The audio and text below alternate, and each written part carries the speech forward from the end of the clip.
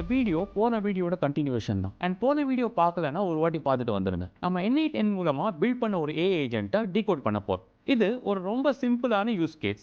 Already சொன்ன மாதிரி இந்த AI agent work flow use பண்ணி நாம கூகுள் கேலண்டர் இன்வைட்ஸை ஆட்டோமேட் பண்ண முடியும்.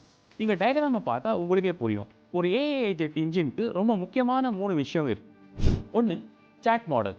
சாட் மாடல் யூஸ் பண்ணி தான் நாம் ஒரு AI ஏஜென்ட் கூட இன்ட்ராக்ட் பண்ண முடியும். நிறைய சாட் மாடல்ஸ் இருந்தாலும் இந்த சினாரியோவில் நம்ம யூஸ் பண்ண மாடல் கூகுள் ஜெமினி. அடுத்தது சிம்பிள் மெமரி. சாட் மாடல் மூலமாக நீங்கள் இன்ட்ராக்ட் தான் பண்ண முடியும், பட் மெமரி மூலமாக இன்ஃபர்மேஷனை ஸ்டோர் பண்ணி எந்த மாதிரி ஆக்ஷன் எடுக்கணும்னு ஒரு AI ஏஜென்ட் டிசைட் பண்ணும். Finally tool. இந்த இடத்துல நாம் யூஸ் பண்ண tool Google calendar.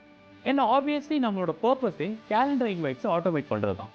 Execution tool இல்லாமல் ஒரு AI ஏஜென்ட் இன்கம்ப்ளீட்டாக இருக்கும். இதை பற்றி டீட்டெயில் PDF வேணும்னா கமெண்ட்ஸில் AI ஏஜென்ட் டைப் பண்ணுங்கள். இது வரைக்கும் நீங்கள் IRT ஒர்க்ஸை ஃபாலோ பண்ணலன்னா இப்போவே பண்ணுங்கள். தொடர்ந்து பேசுவோம். ஒவ்வொரு நாளும் ஒவ்வொரு ஏன்னா